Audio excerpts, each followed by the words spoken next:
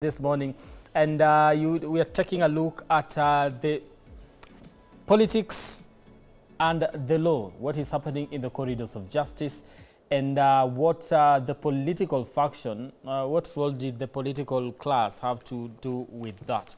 Of course, I want us to start with Honorable Marian. There's a lot happening in the corridors of justice as far as the impeachment of Deputy President Rigathi Gachagua is concerned. There's the issue of wanting to swear in, Professor Kithure Kindiki, but that has been stayed.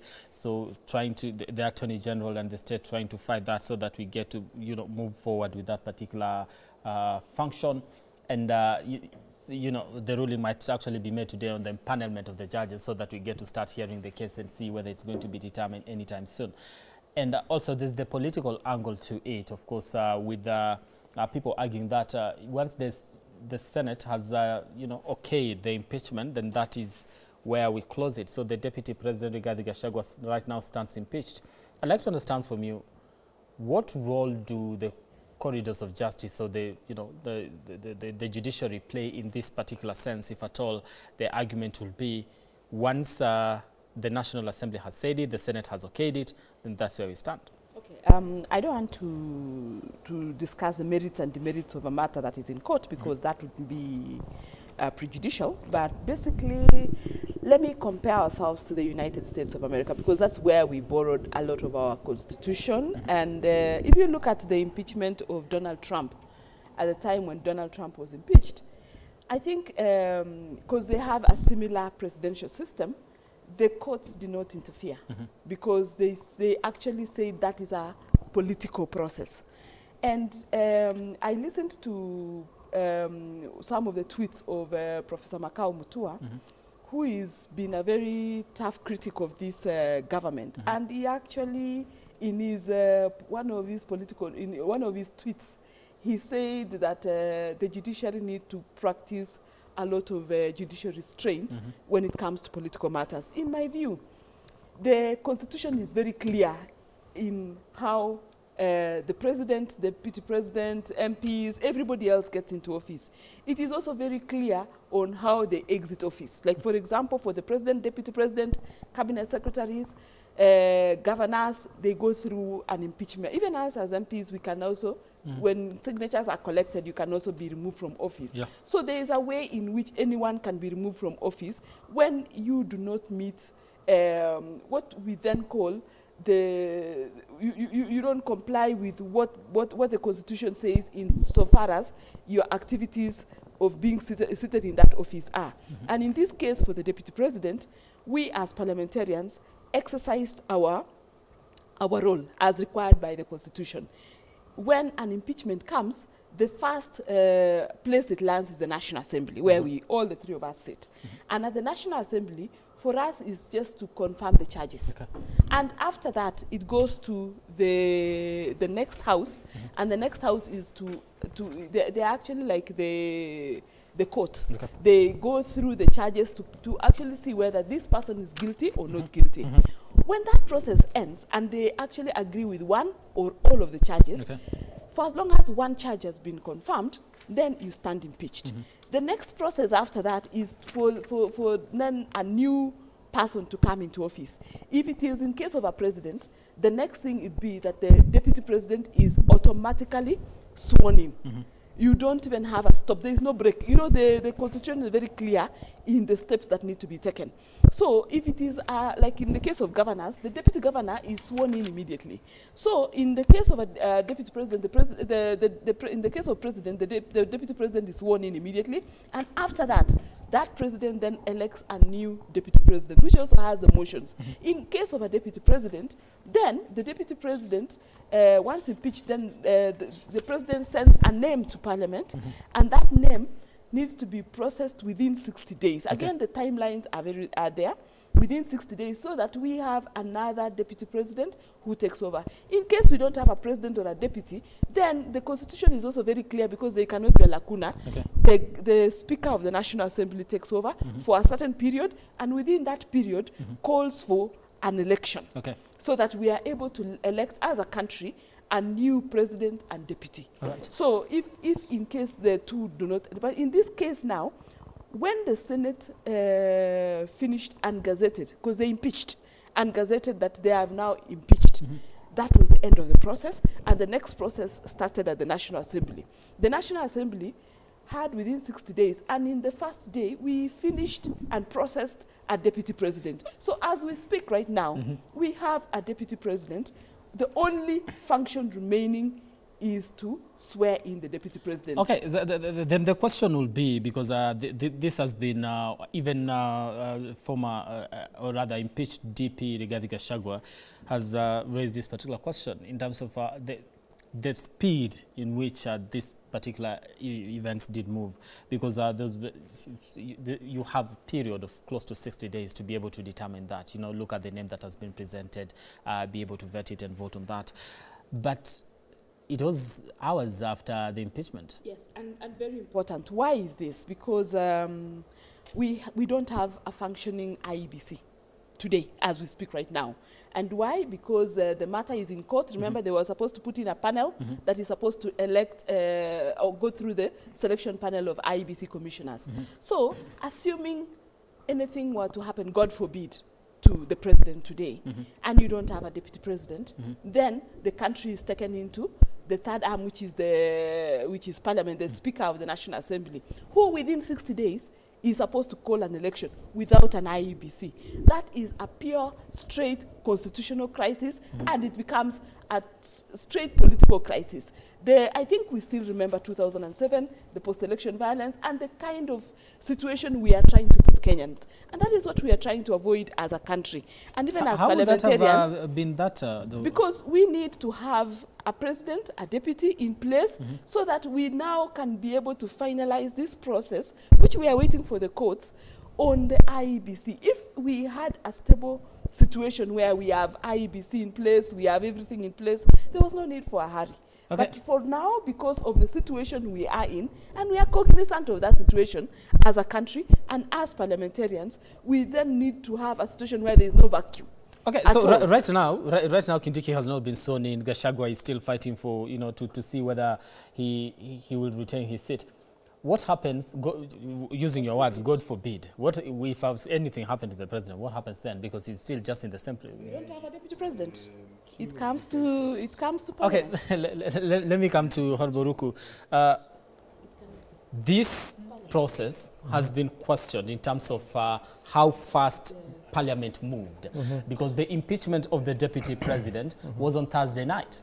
Yes. Already, Parliament had gazetted that they'll be having a special sitting on Friday. Yes. And you don't sit on Friday, meaning it's something that had already been seen, that this will actually come to pass as far as the impeachment is concerned, because now when you came into the House on Friday, and I was following your proceedings, there was the members of Parliament that were saying, we all agree with this one, we need to catch flights, we need to go, you know, we have other things that we need to do. So meaning to some extent, it was something that the House saw it coming.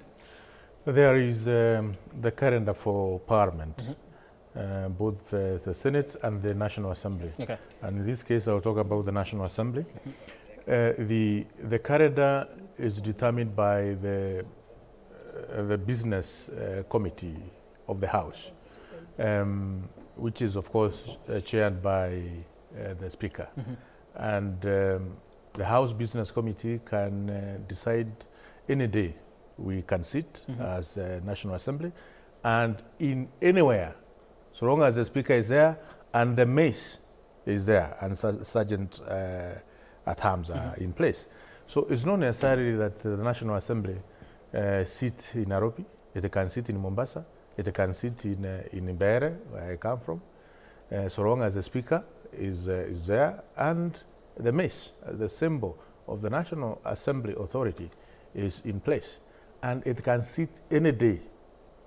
So it depends with the House Business Committee to come up with the number of, the days which the National Assembly will sit. So that's a fact. So not necessarily that we don't sit on Friday. It depends on the decision by the House Business Committee. Okay. So don't tell Kenyans. Sorry? We pass it in Parliament. Yes. Yes. Don't tell Kenyans that So we only sit. It is true. It is true. What is acceptable is a Tuesday. Generally, you know, it's Tuesday, Wednesday, and Thursday. Okay. Because also we have to provide days for us to be with our constituents in different corners of this country: Monday, Friday, Saturday, and Sunday. But the committee can decide, and once it's put in the paper order. Of course, a question will be put by the Speaker whether the members are okay sitting on a Friday or a Saturday or on a Sunday. Once the members say they're okay, then there will be a sitting. Okay, and that's... So going back to your question, it's not about the urgency of the matters. It's a procedure. Because National Assembly or Parliament is a house of procedure to be followed. And it follows the laid down standing orders as well as the Constitution of Kenya. Okay. The Constitution stipulates the timelines on the special motions. I mean the impeachment motion of the Deputy President or the President. Then also the standing order stipulate how to treat a special motion. And this, in this case, this was a special motion. And those timelines were followed strictly. When it says within 10 days or 7 days, it can be within, the matter can be executed within a day. Yeah. And that is within 7 days. Okay. So there's nothing extraordinary that was done. I want us to take a look at Honorable Basil, what happened at the Senate. And this is the thing. According to the Deputy President, he doesn't feel like he was given a fair hearing because he was indisposed by the time the decision was being made. And yet this could have actually been extended all the way to Saturday, but the House decided not to do that and went ahead to do that particular business on Thursday. From his argument that he wasn't given a fair hearing because, rules of natural justice, like they say, you cannot be condemned and heard. I do want to discuss this matter because, as I said from onset, myself, I took a back seat because in the real sense, it's very clear there's some orders from above. Which very well could have instructed the Senate that you have to conclude this matter by this period of time. So the process was already defined. And that's why whatever we say, I mean, it was very clear, even the way the representation, the cross-examination was done. You could tell for sure the cross-examiners from the defense side won. It was very clear because our good friend did not perform as to the expectation of many Kenyans. Because when you are the mover, of course, you need to be extremely appraised with what you are presenting or tabling. But it appeared that the mover of the motion was not very well acquainted with the information or the document, the contents of the document in the end. That one was very clear. Even if you ask her, my grade 4 daughter, she'll tell you, what? They even know the name. I don't know to mention it because my good buddy. But what I'm saying is, in a real sense, there must have been an external influence to this process. And that's why the whole thing was completely, like it was a well-planned process where they knew by this time we should have reached here, by this time we should have reached there. Because and what I would have told the Deputy President, because as I said, Kenyans want services. Remember, what should be topping agenda of today is not about the disgruntlement between the deputy and the president, but the services. Kenyans are paying taxes, but we are at a point of a stalemate where we are not seeing services being delivered as to the expectation of Kenyans. You remember after the budget, we are now almost 5 months down the line. We have never received a single penny to meet for bursaries, the bursary needs, to meet for school infrastructure needs, to meet for other national services needs, not to mention the county government services. We are at a stalemate. So that is what should be central to Kenyans as opposed to what is going on. These issues of deputy, the presidency, whatever, where the fallout started, is not of a major concern to Kenyans. Okay, and that's why the whole process, even if they go to where, is already a defined process. Okay, so and that's why if I was the deputy president, I would have taken a back seat and resigned. Because when if the court upholds let's say, nullifies the impeachment itself, do you think these two gentlemen, honorable gentlemen, will work together? The question is no. They have already reached a point of what you call irreconcilable differences, where they can never come together and serve the country. First, for the interest of the nation, can this relationship not be repaired? Then we'll answer that as we continue. But let me come to Honorable Basil says there might have been an external influence, because we are looking at the Senate and just let's take this step by step. We're looking at the Senate on Thursday. And the National Assembly on Friday. So meaning if you would have extended it to Saturday, then the National Assembly will not have... I want us to remember that this motion was a National Assembly motion. It is not any other person's motion.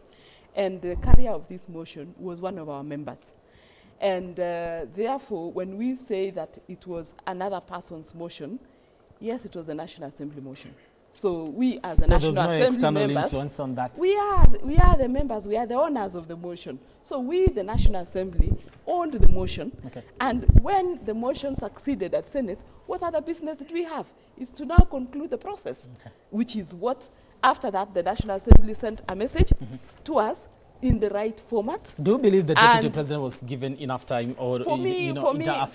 For me, I think he was. And why do I say he was? Because for a long time, and it was not only at the impeachment process, way, way, way before, we have had instances where we have had to, even at PG levels, we have had to go and say we need this country to unify. We do not want to be talking about one area. We've also complained about, some of us say that the office of the Deputy President was not available for us to be able to get to those offices and raise our issues as members of Parliament, because we represent people.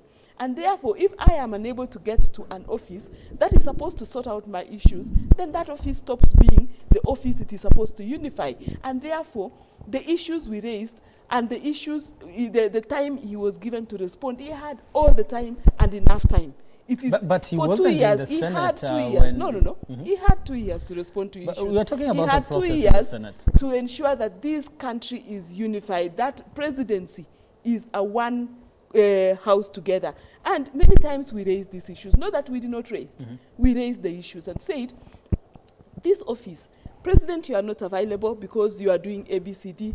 The Deputy President, you are available. Please see us. Please allow opportunity. There are members of Parliament who say they have never shaken his hand at all.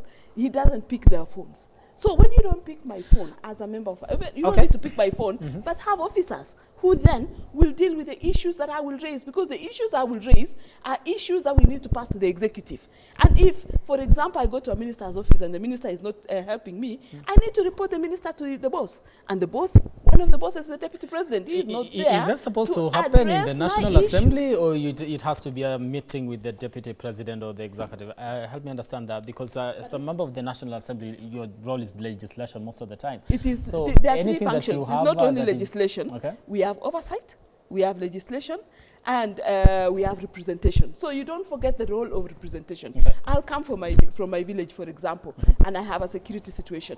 I will talk to maybe the Minister for Interior, and if I'm not satisfied with what he is doing, I need to escalate the matter upwards, because the executors of government agenda is the executive. It is not legislature.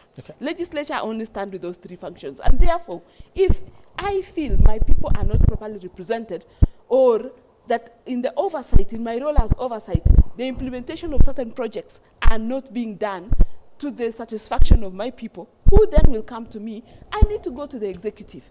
And when I go to the executive, I need both the presidency and the actual, all the other arms of the executive. So if, for example, I walk to a minister's office, I'm not able to get my services, I need to move upwards. So if that office is not available, if that is the case, and you have people who are not in good terms with the executive, that means the development services will never come your way.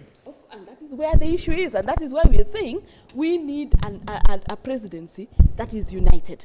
And then after that, it should now be able to deliver services to the rest of Kenyans. Do we need to depend on the executive for service delivery? Because I thought with devolution, things are supposed to be different. And they are the implementers.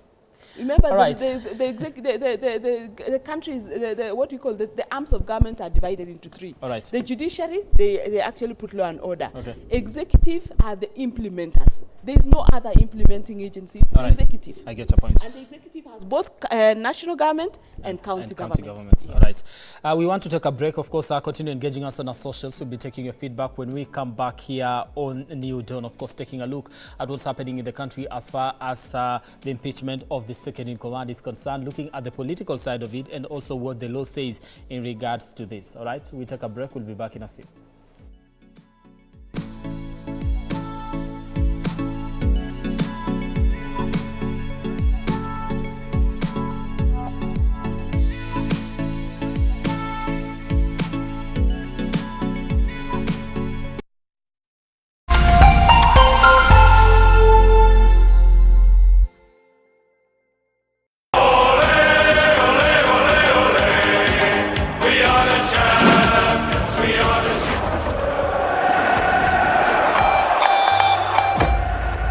Catch every thrilling moment of the English Premier League